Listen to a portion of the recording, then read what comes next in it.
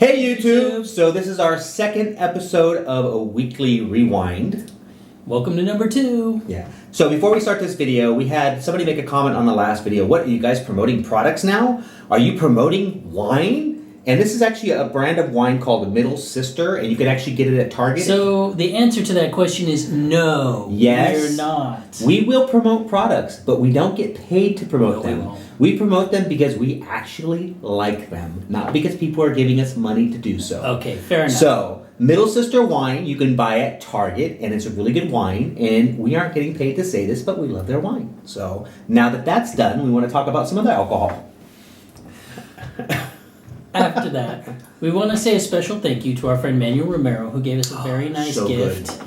And it's delicious. This wonderful bottle of tequila that you can only buy in Mexico, apparently. And it has a great smell and a great flavor. What's it actually called? If I can read this right. Yeah. Crema de Almendrado Orendine.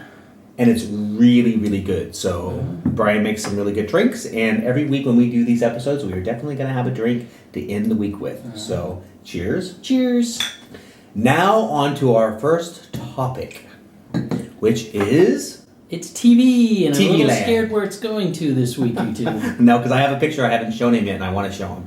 So before we get on to the HBO show Looking, I want to go ahead and talk about a controversy that came up this week with RuPaul and Mary Chaney.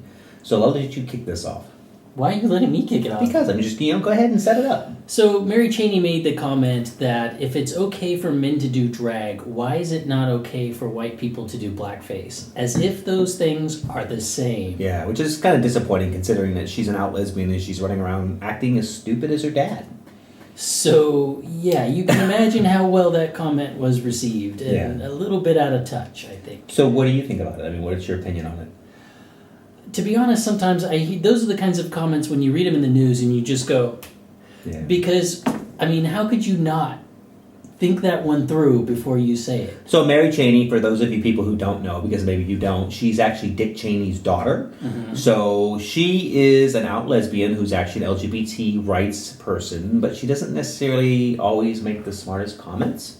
And she basically was attacking RuPaul's in drag for basically, doing kind of what blackface did. I think I understand. As a woman, I understand what she was trying... I mean, I'm not saying I'm a woman, but from her point of view as a woman, I understand what she's trying to say is that, well, if it's offensive for a white person to do blackface, why is it not offensive for a man to imitate a woman?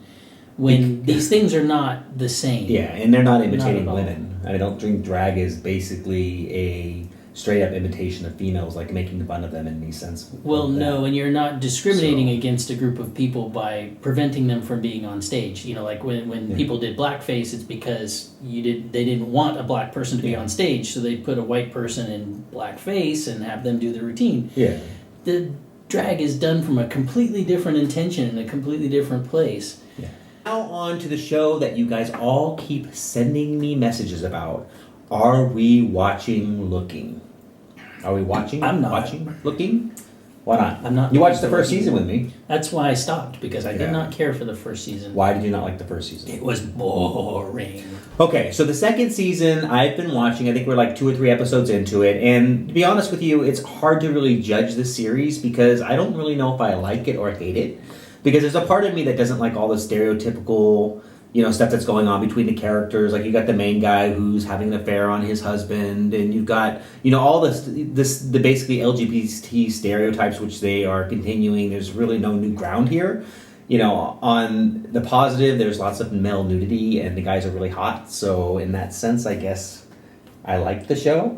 Really? So, yeah, I mean, it's the guys are sexy as hell on the show, and it's got some, there's a lot of controversy and things that happen in the show. It's basically like a soap opera.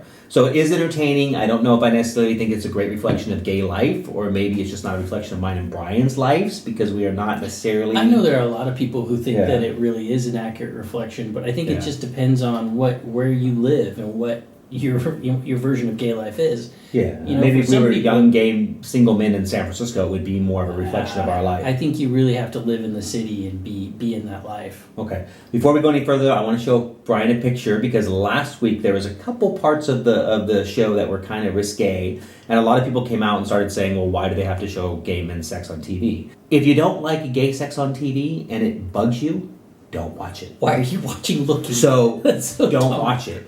But there was a scene that kind of caught me off guard, which I thought was kind of weird, and I wanted to show Brian a picture real quick. Okay, and So what is your opinion of that picture? What is he doing? he looks like he's douching. Yes. I have never in my life done that. So I showed you guys the picture too, and that is something that I wonder because me being a 44-year-old gay male who's been in a relationship for 18 going on 19 years, I have never done that. I've never seen you do that. Have you done that? Gentlemen never tell. No, I'm serious. I'm serious too. I'm not. You've putting done my- this? I'm not putting my stuff out on YouTube. You can go away and say, Okay, so come maybe on." Brian has done this. No. But is this something, I mean, for the gay men out there in the audience, I mean, do you guys do that? I mean, is that something that you feel like a lot of LGBT men do? Because it's not something that I know much about, and it kind of confused me because they made a big deal about it on the show. I mean, he was getting ready to have his hot date, and he had to make sure he was nice and fresh. I think of and all the things you could pick out on Looking, and you get it was a upset. big scene in the show. You get upset over the douche. I wasn't upset about it. I just think that when you have people who aren't necessarily gay watching that show, they probably now think that all gay men do that. Well, I'm sure a good portion of them do. Do they? Okay. So now on to the next topic. We need a scholarly study for how many people actually do that. But So now on to the next topic. It is something called free-range kids. yeah, so this is something that I saw in the news this week, and it really just kind of makes me scratch my head and wonder what's really going on. Because there's a couple on the East Coast. I cannot for the life of me now remember what state that they were in. Maryland, that's what it was. And they have two children, 6 and 10, and they try to teach their kids to be independent and to kind of have the childhood that they had when they were kids. So they say.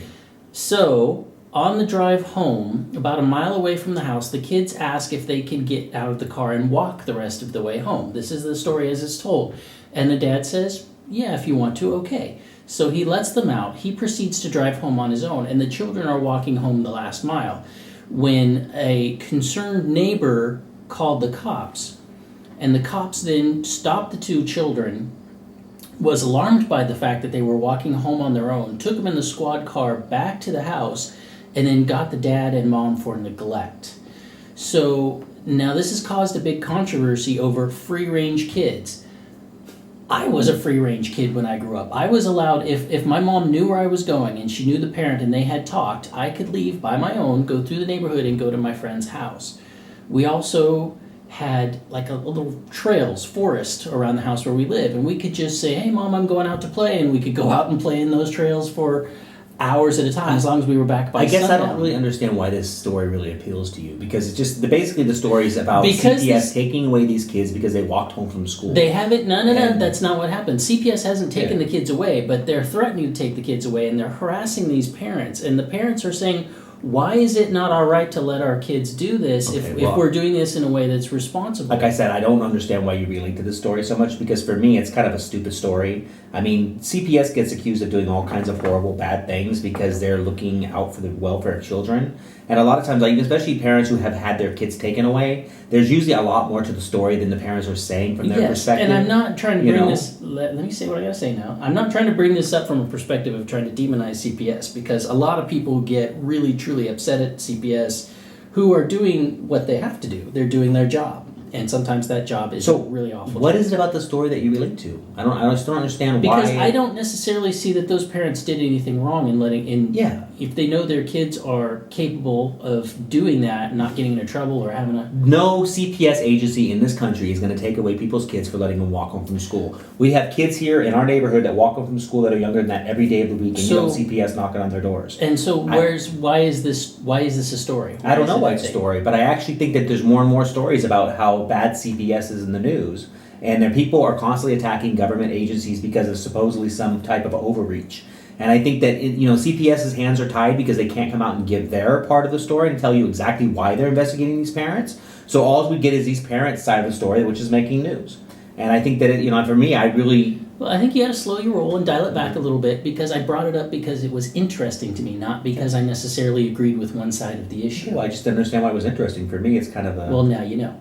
So, there's been a Censorship. controversy. Censorship, yes, that's what this is about. So, there's a photographer by the name of Michael Stokes who occasionally posts his pictures to Facebook. Before we go any further, take a look at some of these pictures.